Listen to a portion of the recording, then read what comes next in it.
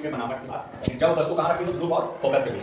सबसे पहला काम एक अवतल दर्पण बनाएंगे, ठीक है ना। अवतल दर्पण का जो बाहरी सतह होता है वो बराबर सतह होता है, उसको क्या करते हैं, कलर करते हैं नहीं, और अंदर वाला सतह होगा वो बराबर सतह होगा। ये दर्पण हो गया, ये उसकी क्या कहेंगे इसको, रेखा को मुख्य अक्ष या फिर प्रधान अक्ष बोलेंगे, क्या बोलेंगे, मुख्य अक्ष या प्रधान। ये इसका ध्रुव, यहाँ पे क्या जाएगा इसका ध्रुव, यहाँ पे मान लो फोकस है और यहाँ पे इसका केंद्र बिंदु।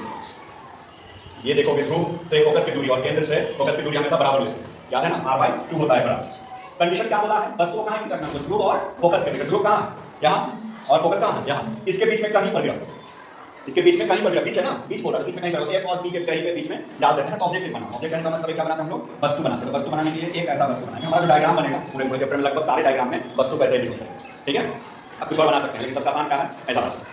अब मान लो यहाँ से प्रकाश टकरा जाएगी, सूर्य की प्रकाश वस्तु पे पड़े या फिर कोई भी प्रकाश वस्तु पड़ेगी, यहाँ से टकराए कहाँ जाएगी, दर्पण, क्योंकि आपने इसको दर्पण के सामने रखा है, ठीक है। कहाँ रखा है, दर्पण के सामने। प्रकाश टकराए कहाँ जाएगी, दर्पण टकराएगी। टकराने के बाद भी प्रकाश परावर्तित होगी। अब देखो यहाँ पे जो प्रकाश ये मुख्य अक्ष के समांतर है ना।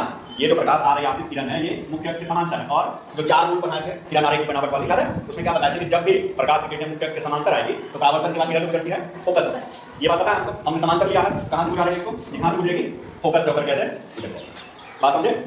एक और है, अगर मान लो यहाँ से एक ध्रुव पे लेकर के जाओ, ये हमको ध्रुव वाला भी पता है, जैसे आएगा वैसे ही ऐसे चला जाएगा। अब देखो ध्यान से कि परावर्तन के बाद जिस बिंदु पर किरणें मिलती हैं या मिलती हुई प्रतीत होती है, प्रतिबिंब वहां बनता है। प्रतिबिंब बनने के लिए क्या जरूरी है कि परावर्तन के बाद प्रकाश कहीं पे जाके मिले, जो प्रकाश की किरणें होंगी वो कहीं जाकर के मिले, तब जाकर के क्या बनेगा, आपका प्रतिबिंब बनेगा। यहाँ मिलेगा कभी, देखो दोनों का डिस्टेंस क्या हो रही है, बढ़ रही है, दूरी बढ़ रही है ना, मिलेगा कभी नहीं मिलेगा। तो ऐसी परिस्थिति में क्या प्रतिबिंब नहीं बनेगा, बनेगा कि नहीं बनेगा।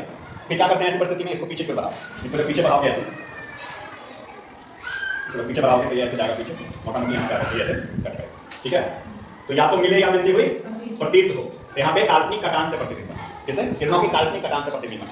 और काल्पनिक कभी बनेगा तो उसको कैसे दिखाते हैं, टूटी रेखाओं से, डॉट डॉट वाले टूटी रेखा से बोलते हैं, ठीक है, टक टक टक से, समझोगे नहीं। तो देखो प्रतिबिंब कहाँ बना, यहाँ था पर इसका बीम यानी कि ऑब्जेक्ट वस्तु का यहाँ है, इसका नाम डाल दो, इसका नाम डाल देते हैं ए और ये हो गया हमारा बी। इसका प्रतिबिंब बना इस तरह, इसको ए प्राइम और ये बी प्राइम नाम डाल, ठीक है। यहाँ तक की बात समझे। अब बात प्रश्न ये उठता है कि सर प्रकृति कैसे लिखेंगे, प्रतिबिंब की प्रकृति ये कैसे लिखाएगा। तो प्रतिबिंब की प्रकृति में देखो ध्यान से समझो, याद करने की जरूरत नहीं है। ऑब्जेक्टिव टाइप क्वेश्चन पूछता है कि यदि वस्तु को अवतल दर्पण के ध्रुव और फोकस के बीच रखा गया है तो प्रतिबिंब किस प्रकार का बनेगा, यानी कि प्रतिबिंब की प्रकृति कैसी होगी। तो प्रतिबिंब की प्रकृति में सबसे पहली बात क्या लिखते हैं, प्रतिबिंब वास्तविक है या काल्पनिक।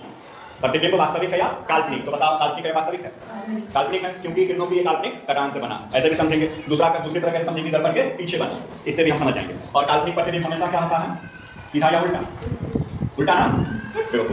काल्पनिक प्रतिबिंब हमेशा देख कैसे लग रहा है जी, इधर देखो ऊपर है, यहाँ भी ऊपर है, क्या लग रहा है। काल्पनिक प्रतिबिंब हमेशा सीधा बनता है, लेकिन फिगर को देख करके बता सकते हो कि प्रतिबिंब कैसा बना है, सीधा। तो काल्पनिक का क्या करता है, सीधा, ठीक है। दूसरी बात क्या प्रतिबिंब वस्तु से बड़ा बना है, देख के बताओ, क्या वस्तु से बड़ा है प्रतिबिंब, है ना। तो क्या लिखेंगे, वस्तु से बड़ा या बिंब से बड़ा, ये भी लिख सकते हैं। और कहाँ बना है, तो दर्पण के पीछे। कहाँ बना है, दर्पण के पीछे। ये 3 चीजें हम लोग प्रतिबिंब की प्रकृति में लिखते हैं। कैसा प्रतिबिंब है, काल्पनिक या वास्तविक, सीधा या उल्टा। ऐसा तो यहाँ पे कैसा है, काल्पनिक के साथ साथ सीधा। काल्पनिक होगा तो सीधा होगा, उसके बाद वस्तु से बड़ा या छोटा, वस्तु से बड़ा आकार की बात करें। तीसरा कहाँ बना है, तो दर्पण के पीछे बना है। बात समझ में आई, ठीक है। इसका उपयोग कहाँ होगा पता है, ये जो कंडीशन होते हैं, जब वस्तु कहाँ रखा है, ध्रुव और फोकस के बीच में, इस कंडीशन का उपयोग होता है हमारे सैलून जिसको बोलते हैं, जहाँ बाल हेयर कटिंग होता है। तुम लोग के लिए, लड़कियों के लिए ब्यूटी पार्लर होता है, वहाँ कभी गए हो, देखा जो चेयर लगा होता है, जो चेयर लगी होती है, उसको अगर थोड़ा बहुत आगे पीछे खसका दो तो वापस क्या करता है, नाई उठा के उसको वापस लेके आता है।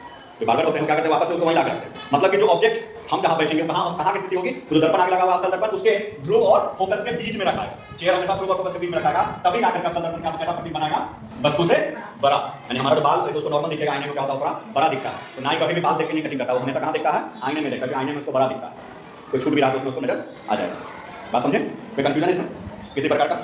फिगर बनाएंगे, फिगर को देख करके हम लोग प्रकृति याद करने की जरूरत बिल्कुल भी नहीं है। और कंडीशन दिया रहेगा, ध्यान लिखिए कंडीशन, जब वस्तु ध्रुव तथा फोकस के बीच हो, हमेशा क्वेश्चन में कंडीशन आपको मिलेगा, उसके हिसाब से आप बनाइए। और जब ड्रॉ हो जाएगा, ड्रॉ करने का क्या कर सकते हैं, उसकी प्रकृति को लिख सकते हैं।